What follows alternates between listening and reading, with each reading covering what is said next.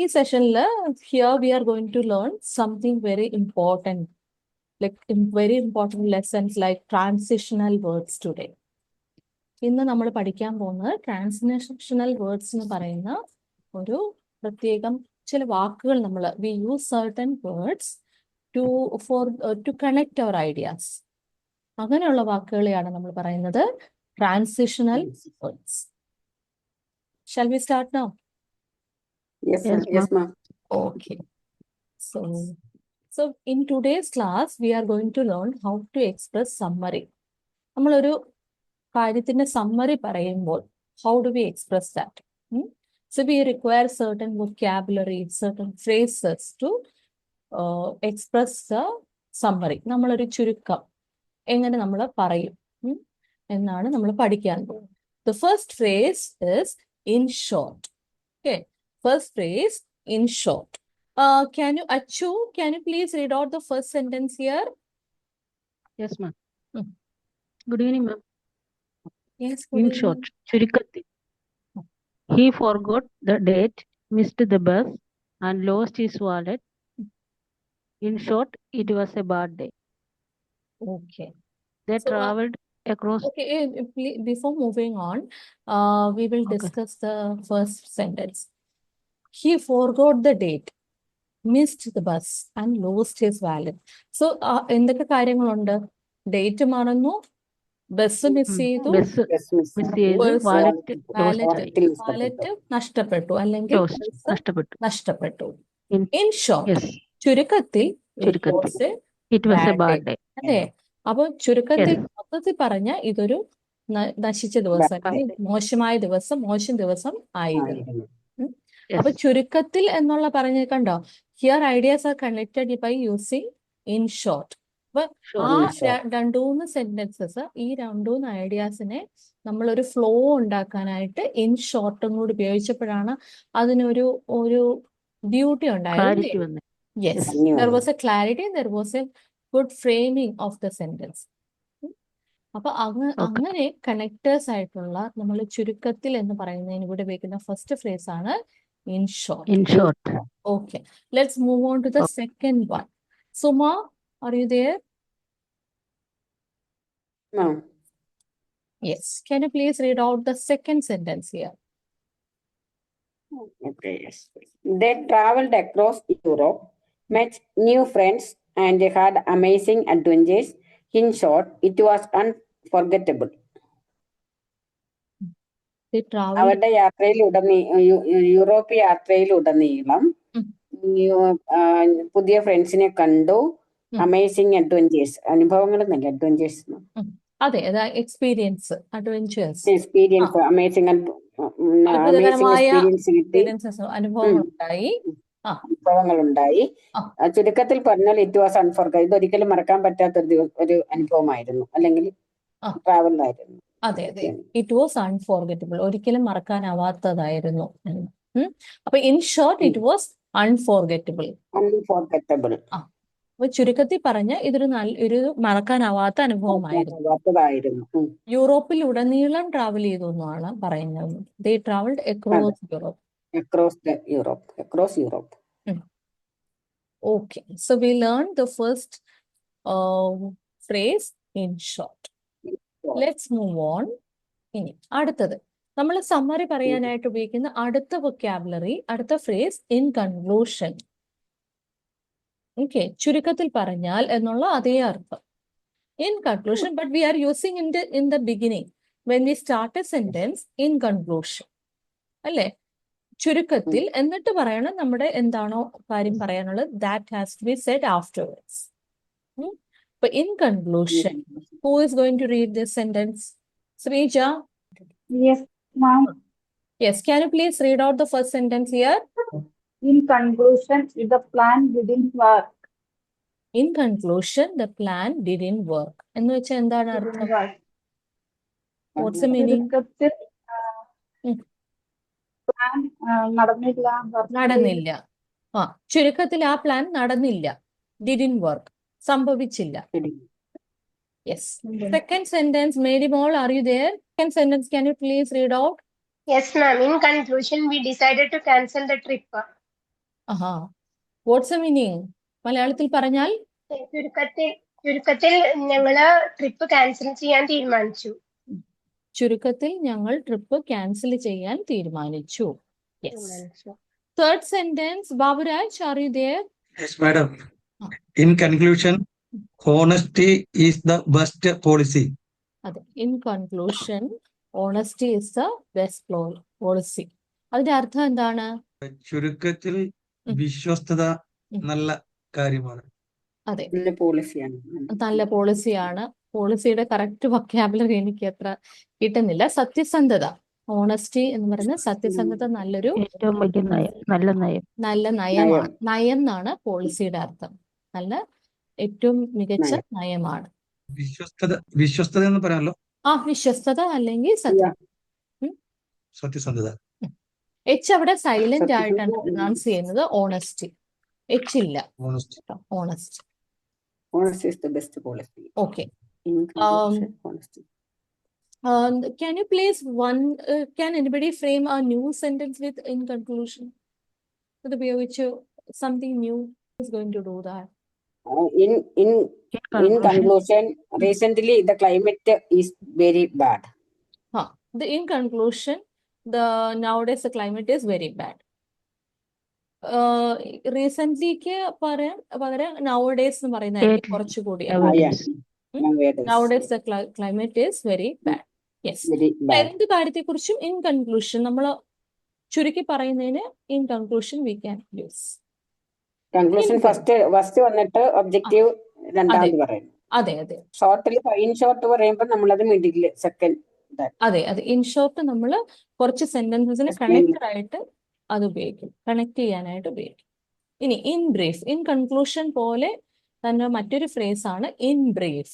ചുരുക്കത്തിൽ എന്ന് പറയുന്നതിന് മറ്റൊരു ഫ്രേസ് ആണ് in brief.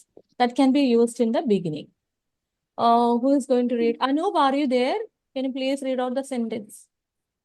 First sentence. Anoop? No reply. Okay, no response from Anoop. So who else? Merimol, are you there? Yes, ma'am. Yes. Okay, please read out the first sentence. In brief, it was a great trip. What's the meaning? ചുരുക്കത്തിൽ ഇതൊരു നല്ലൊരു trip ആയിരുന്നു. ചുരുക്കത്തിൽ ഇത് നല്ലൊരു trip ആയിരുന്നു. മാം, ഞാനൊരു doubt ചോദിക്കട്ടെ. In brief, in conclusion, in short പഠിപ്പിച്ചല്ലോ. ഇപ്പൊ നമുക്ക് ഇത് ഏത് സെന്റൻസ് വേണമെങ്കിലും ഇത് എപ്പോ വേണമെങ്കിലും യൂസ് ചെയ്യാമോ? ചുരുക്കത്തിൽ നിന്ന് നമ്മൾ ഉപയോഗിക്കേണ്ടിടത്തെല്ലാം ഇത് ഉപയോഗിക്കാം. നമ്മൾ suppose you are writing N essay, for example you are writing N short story. അപ്പൊ അറ്റ് ദ എൻഡ് എല്ലാത്തിന്റെയും കൂടി ഒരു സമ്മറി നമ്മൾ പറയുമല്ലോ. Even when we do A discussion, group discussion നമ്മൾ ചെയ്യത്തില്ലേ, somebody you are supposed to do a summary, so you can begin in brief, then you can say something about the summary. മനസ്സിലായോ? അവിടെയൊക്കെ ഇതിന് ഉപയോഗം. Even in writing essays നമ്മൾ last ഒരു paragraph summary എഴുതുന്നു. wherever you require to use. Yes. Even in conclusion use ചെയ്യാൻ പ്രത്യേക ഒരു സെന്റൻസ്, ഇൻ ബ്രീഫ് യൂസ് ചെയ്യാൻ പ്രത്യേക അങ്ങനെ ഇല്ലല്ലോ. എവിടെ വേണമെങ്കിലും നമുക്ക് ഈ ചുരുക്കത്തിൽ yes, depends on the context. നമ്മൾ ചുരുക്കി പറയേണ്ട സന്ദർഭങ്ങളിലെല്ലാം ഉപയോഗിക്കാവുന്ന ഫ്രേസ്. അപ്പൊ in brief, second sentence. Marymol, can you read out the second sentence? Okay. In brief, the answer is number. Answer is no. No. Answer no ആണ്. ചുരുക്കത്തിൽ ആൻസർ നോ ആയിരുന്നു. നമ്മുടെ ഉത്തരം നോ ആണ്. നോ ആയിരുന്നു. Next sentence. In brief, yes. Okay. You can read out, please. In brief, he forgot everything.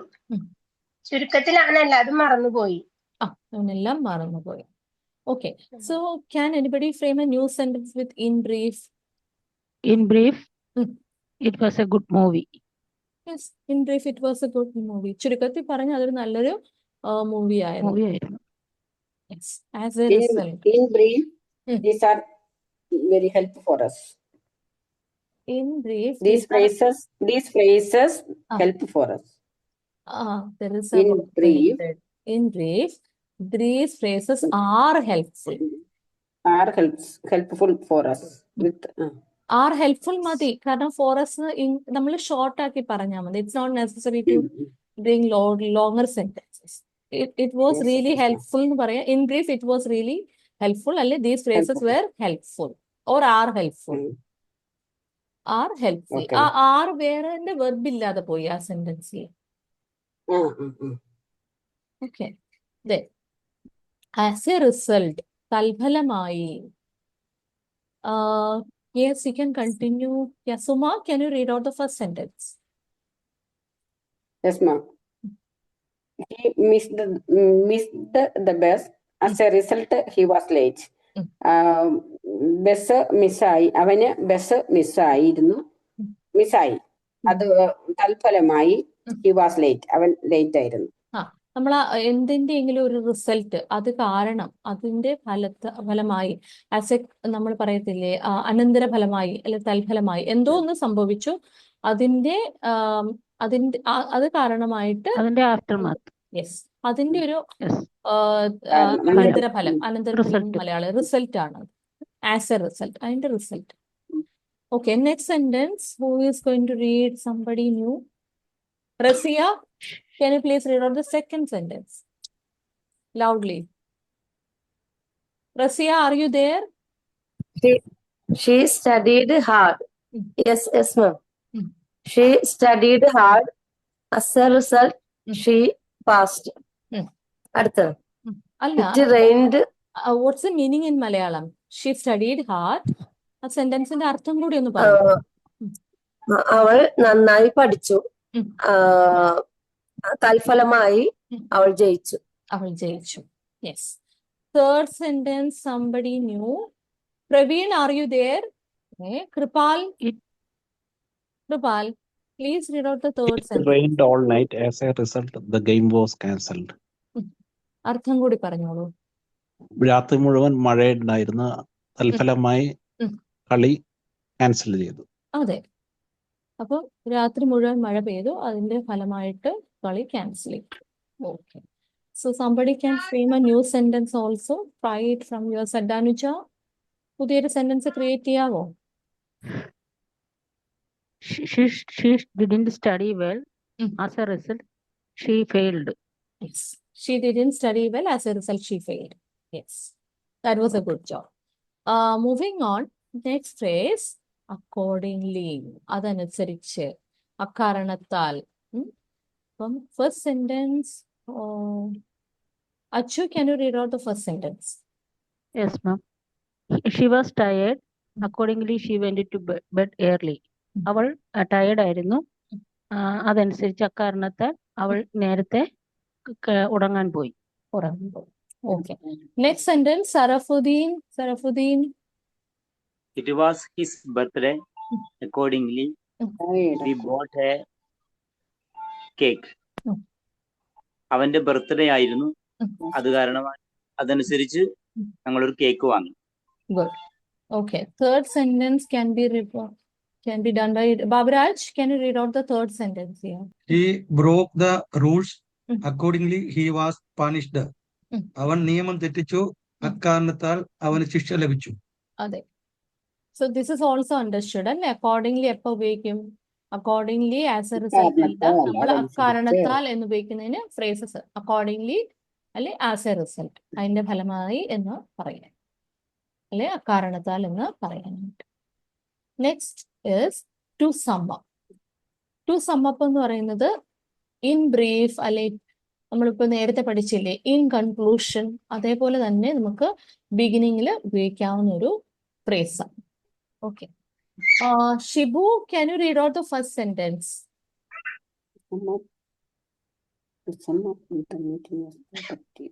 Shibu Matthews, are you there? Okay, let's move on to Danuja. Can you please read out it quickly? Danuja. Okay, nobody is responding. Suma, are you there to read out the sentence? Yes, ma'am. First one. To sum up, the meeting was productive and successful. ചുരുക്കത്തിൽ meeting ഗുണനിലവാരമുള്ളതും വിജയകരവുമായിരുന്നു. Second sentence. Second sentence, who is going to read? Achu, can you read out the second one? Yeah. The meeting was productive and successful. That was already read. Second one. Yes. To sum up, we needed to focus on improving our communication skills. ചുരുക്കത്തിൽ we need to focus on improving our നമ്മുടെ communication skill improve ചെയ്യാൻ വേണ്ടി